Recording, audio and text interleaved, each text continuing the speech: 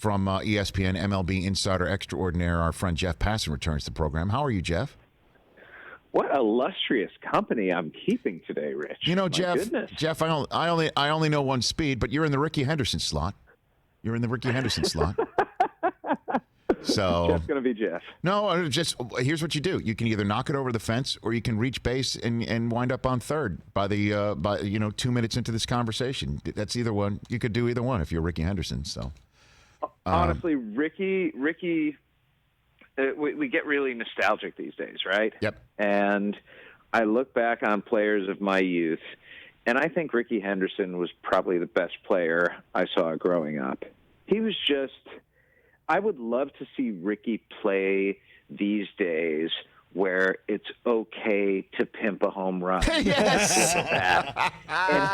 and to do all of the things that Ricky did anyway, even when it wasn't okay, because he was Ricky. The snatch catch. Don't forget the snatch catch. Don't forget Ricky talked in the third person when talking in the third person was talking in the third person is actually always frowned upon, isn't it? Like if someone were to talk in the third person these days, we'd be like, what are you doing talking in the third person? You know what? Ricky would still do it. Ricky didn't care. Howard Bryant, my good friend who works with me at ESPN, is doing a Ricky Henderson biography right now. Fantastic. And let me tell you, man, I cannot wait to read that. Neither can I. Two things. First, Jeff, you've only called into the show. You've never physically been here to our Los Angeles Rich Eisen Show studios, and we look forward to the day that you can make it. But I would introduce you to my audio executive, Mike Del Tufo, who refers to himself as Del Tufo. So... I am. That's right. So you are the king of our third person here. I love third person. I mean, are we talking like Del Tufo is going to get lunch? Like he'll just say that about himself? I don't think so. But Del Tufo's good. Yeah. It's a lot of. Yeah. Okay. Yeah. Okay. Self-congratulatory. Yes, it's self-congratulatory. Yeah. That's number one. And then before we move on from the subject, I love the fact that we stumbled into this to start. The story of Ricky Henderson reaching base and telling John Olerud, who wore a helmet in the field because of his head injury that he had, or was it surgery or something like that? That he told John Olerud, hey, I used to play with a guy who used to wear a helmet playing first base, and Olerud turned to him and say, that was me, Ricky. Is that a true story? Did that really happen? That's a true story.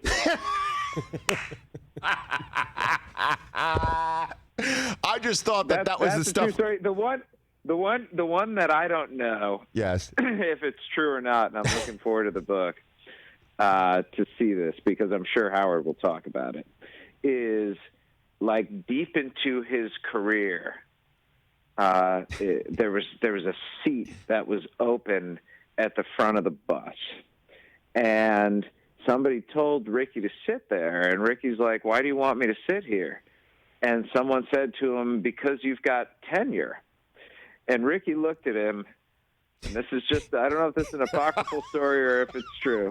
Ricky looked at him and said, I don't have tenure. I've been around for 20 years. I mean, he's a legend. And in the telling of the story, it's Ricky's been around for 20 years. Yes, right. It's right. Yeah. He used the third person. And which one do you want to bring up, Chris? Well, there's a story that Ricky got like $1 million bonus check or something, and he framed it instead of cashing it. That would be. Here's the thing, Ricky. I don't know if they make him like Ricky anymore because you hear stories about him, and you believe all of them are true. Yes, because they are so ridiculous, but the ones that have actually been confirmed as real are just as ridiculous. So if you're dealing with a ridiculous person, why is he going to act normal or rational? It goes against type. It's a zebra with the stripes. See, this story alone, Jeff, you're on base, batting leadoff, man. See? And now you're now I need to keep an eye on you because you're about to take second and then third. I just loved it. I just loved when Ricky was a Yankee, it was so amazing. It was so glorious, and obviously the A's, and we can go on and on. But let's get to, I guess, the story at hand. Jeff Passan of ESPN here on the Rich Eisen Show. While we're on the subject, I guess, what's real and what's not. This is real, right? Major League Baseball intends to play baseball in 2020. This is a real conversation and a real possibility, Jeff. Yes? This is a very real thing that I think most of the stakeholders around the game, and we're talking people in the commissioner's office, we're talking players, we're talking executives, we're talking those who have the ability to make that decision. I think together they're all on board with the idea of playing this year. Now, there are still hurdles. There are going to be hurdles, and I said this yesterday. I was on Adrian Wojnarowski's podcast. It was me, him, and Adam Schefter, and we were just talking about the different sort of states of affair with our sports and what it's going to be like to get them back.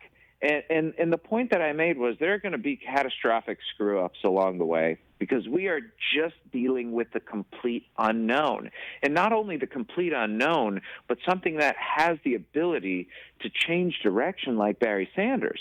I mean, it could be looking great one day, and all of a sudden, 2 minutes later, it's like we're going backward. And we have to, I think as a society and the sports themselves, be willing to accept that there may be failures, there may be bad decisions that are made, but ultimately along the way, so long as they are keeping health and safety at the forefront of their minds rather than money and profit, so long as they're doing this judiciously and with the health and safety, not just of the players, but the coaches, the managers, everybody involved, and the American public in mind, I think there is room, Rich, for sports right now, and I think that the room is complemented by appetite for it. No question about that, Jeff. There's no doubt about that. And when you say that the public and everyone else has to understand that there could be a monumental screw-up, and that wouldn't be, we're hoping, a human error or the fault of a lack of planning or incompetence.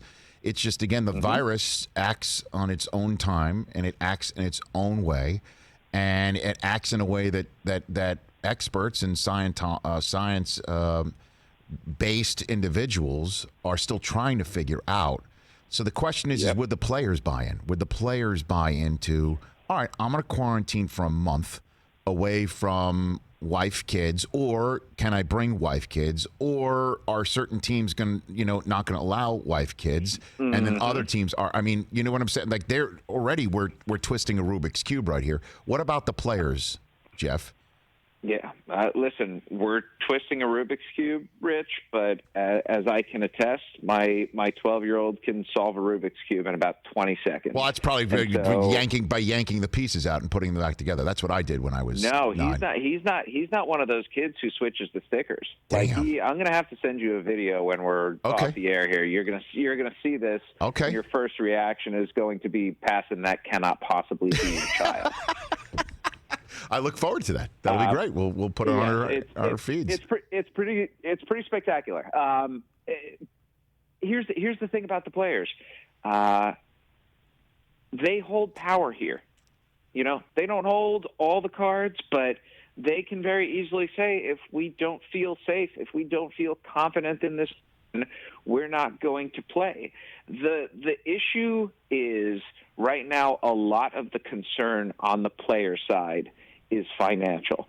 And that is totally understandable, Rich, I think, in a vacuum. If you feel like you signed a contract and agreed to a deal with Major League Baseball, which the Players Association did, that guarantees you, in your mind, a particular amount of money for services rendered, and now owners are saying, oh, wait, hold on a second. We're probably not going to have fans in the stands. We're not going to have the revenues that we thought we were going to, so you might need to take a little haircut. That's not going to sit well with players.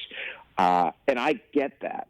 My hope in this situation is that all the parties involved recognize that this is about more than what an individual, whether it is a player or an owner, is doing financially.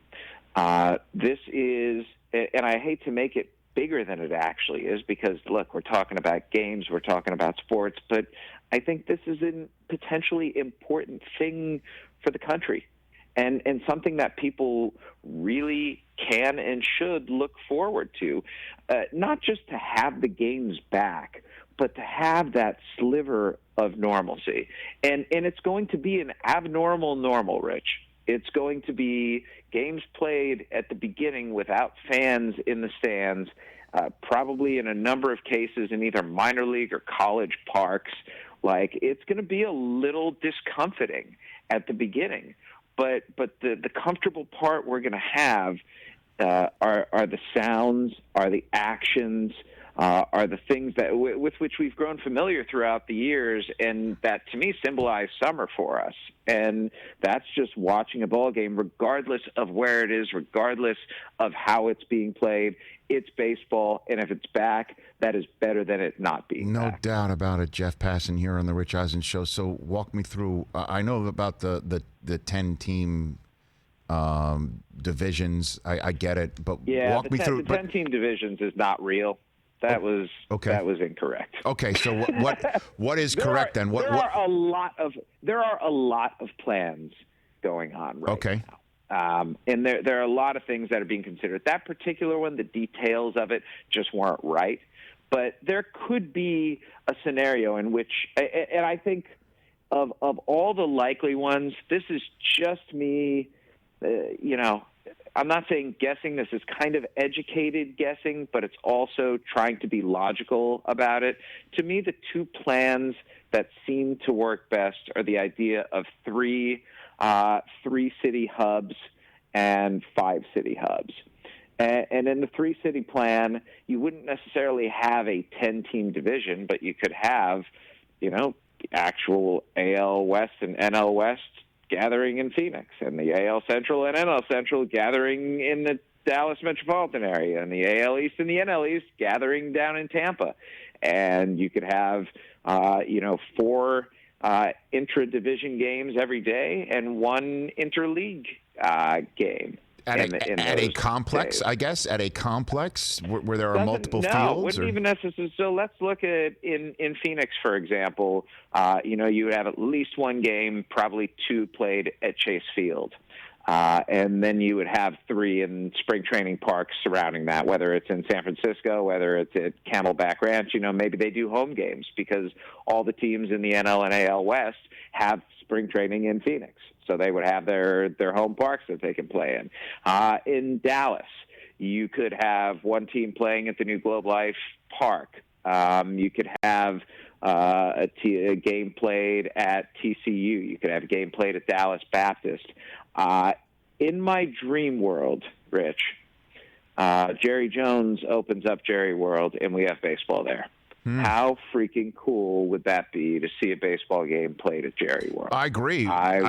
Please. I would love that. No doubt about that. And it would, and somebody would have to sign a liability form when the ball hits the jumbotron. I mean, that if a punter can hit the bottom of that thing, a baseball can. I mean, that would make I guess what the catacombs or the rafters in Tampa, look like nothing.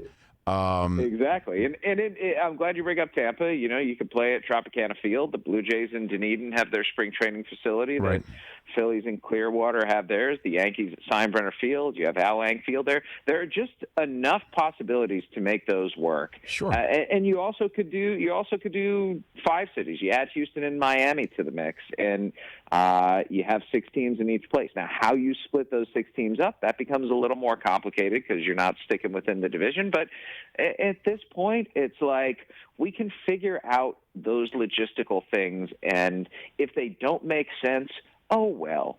Nothing makes sense right now. Like, literally nothing makes sense about the world these days. So why don't we just embrace that lack of sense and go on being happy with the fact that hopefully people are working to get baseball back on the field and do so in the safest manner possible. And in terms of that, Jeff Passan, senior MLB insider, let's get a little bit more granular then. Because, let's just say the Yankees and the Red Sox do play a game in Tampa, right? It's not like they give Aaron Judge the key and he opens up, and then JD Martinez brings his bats for everybody. There's going to be a whole huge staff that has to operate the game and operate the facility. How many people is baseball ready to quarantine? How many people is baseball ready to put, in quarantine for a month? Well, the big question, Rich, I think is not how many people are they willing to quarantine. It's are they going to quarantine? That right now is part of this. And I think the fact that they're looking at Arizona, Texas, and Florida is not by accident. There are going to be stay-at-home orders that are lifted, if not have already been lifted in each of those states. And the idea that they are going to be opened up, I think, appeals in some way to baseball, because I think the notion of quarantine in places away from their home was just a non-starter for too many players. And when you're trying, so they're just going to hold on a second. So they're just going to roll the dice that that everybody's healthy walking in. I mean, like no. Here's how it would work. I think in order to make this work, you're going to need to start with the spring training. I think the spring training is going to be spring training 2.0. I've been calling it. I think it's going to be at least 3 weeks. I thought it was going to be a little less, but players seem pretty gung-ho that they need 3+ weeks, especially pitchers, to ramp back up. Uh-huh. And during those 3 weeks, I think there's probably going to be a quarantine period there where players are going to get tested pretty consistently, where if anybody shows signs, he's going to be quarantined away from everybody else, and where you're essentially going to get your baseline right there. I think once they go to the pods, if that is in fact how they do it, it's probably going to be one of those situations where, yes, you stay at the hotel, yes, you go to the ballpark, but I don't think they're going to have anyone outside checking where players are going at night, for example. I don't think there are going to be severe restrictions in place. I think they're going to say to them, be smart. I think they're going to adhere to social distancing protocols, especially like you're not going to have guys hanging out in clubhouses for hours before games. You're going to have coaches, especially the ones who are in their 60s, or managers who are in their 60s or 70s, separated from players pretty significantly. Like they have to be judicious about something like that, because while the math tells us, and while the statistics tell us that the players who are 20 to 40 years old and typically in good shape and without pre-existing conditions run a very low chance of having something really deeply affect them, the same can't be said for the older men who are going to be involved here, and for the more vulnerable ones. And that is something you have to take into account. I mean, Dusty Baker, he's 70 plus, right? I mean, so. Yep, Joe Madden too. What if a player says no? What if a player's like, what if honestly, what if Garrett Cole and his $300 million says I don't want to do it? And Clayton Kershaw, who's I could go Carlos Correa, who's a cancer survivor. Yeah, honestly, I don't think it's going to happen with Garrett Cole. I don't think it's going to happen with Clayton Kershaw. No, I just use somebody who's really famous and is well paid. I know, and necessary for a team to win. It is bound to happen with someone, and I think that if a player is concerned about his health, then it is more than reasonable for him to say no. But I think the policy that's being enacted around the country right now is that if you're back to work, then you're expected to be at work. It's a really hard thing for workers, though, to hear that. And I don't envy the player who is going to have to fight to get his money if he tries to stay at home, and it may well end up being a losing battle. So what do you think, Jeff? Time frame it for me, because if we're talking July 2nd, you're talking 3 weeks of spring training. You're talking about test. I mean, they're going to have to test, right? I mean, like, oh my God, yes. The testing. The testing is a huge part of this. You can have everything in place, Rich. You can have a plan from the league. You can have support from the owners. You can have an agreement with the players. You can have facilities ready. You can have a schedule in place. Right.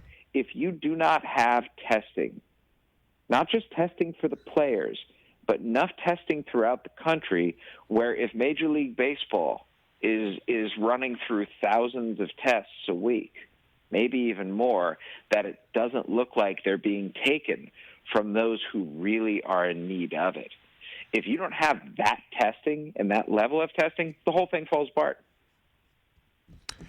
Jeff, I appreciate the time, man, from the conversation about Ricky, which was a wonderful, I guess, wormhole for us to go be pulled into. I mean, honestly, we can go for another half an hour about the possibilities of all this stuff, but it's going to have to be right now, right? Like literally mid-May, an announcement will have to be made, and then we're going. Right, to prepare and prep to get games by July 2nd? I think is that the time frame? And let's put it this way. There will be an announcement. If something's happening, there's going to be an announcement in May. And if there is not an announcement in May, what we're looking at is a late-season World Cup-style tournament. Okay. Thanks for the call, Jeff. You take care of yourself and your family. And I want that Rubik's Cube video. We'll put it on our social media feeds, please. If you're up for that, I will do that. I'm gonna go bug him and see how fast he can solve it right now. Well, no pressure, Jeff. I honestly don't want that. There's homeschooling involved. There's quarantining involved. Just I want to make sure everybody's fine in the Passan household. Okay. No, I'm gonna be like the Whiplash instructor right now. Not my tempo. It's not my tempo. It's what you start screaming at him when he's trying to do the Rubik's Cube. You take care of yourself, Jeff. Father of the Year, Jeff Passan. Right, Rich. There you go, right there. Here on the Rich Eisen Show. Hey, you watched all the way to the end. Thanks for that. Watch more right here.